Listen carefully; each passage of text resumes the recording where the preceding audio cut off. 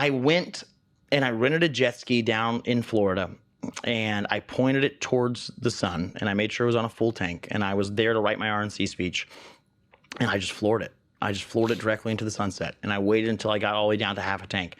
And James, I wept, and it wasn't pretty crying. I was weeping. I'm deeply convicted by my faith. You know, I have a great relationship with the Lord, and I was just screaming out to him, like, how could you let this happen? You know, I'm trying to do everything I can for you. And I was broken. I mean, I was genuinely broken. And it wasn't an audible voice, but I heard more clearly than I've ever heard God speak to me before. It doesn't matter what they call you, because they're not the ones that called you. Meaning that it's God that called you to this position. And from that point on, I've been like adamantium.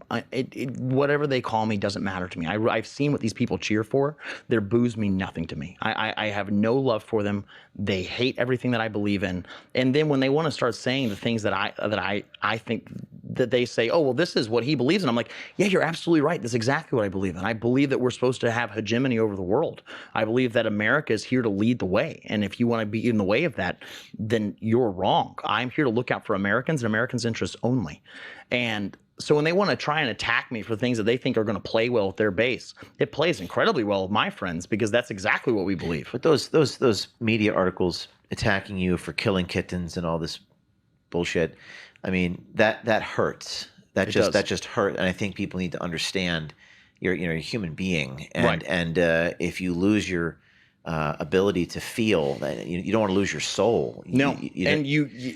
And when you stare into the abyss, you either get sucked into it and you become so hurt that you become jaded and fierce, and that you have no empathy for anything left because your empathy was killed. Mm-hmm. And I think losing your naivete, although it's very painful and sad, it can be a good thing as long as you come back.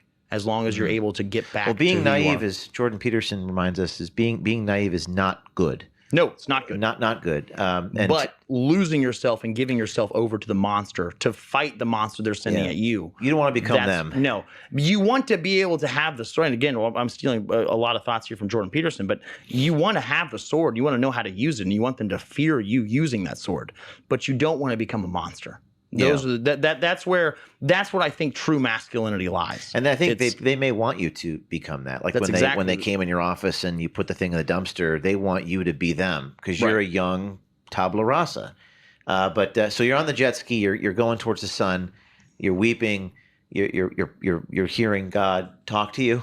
Yep. And at that point you find peace, and the I attacks find peace, no longer and matter. then the attacks no longer matter. And then also, again, one of the great benefits of going through massive controversy in your life is you truly figure out who your friends are.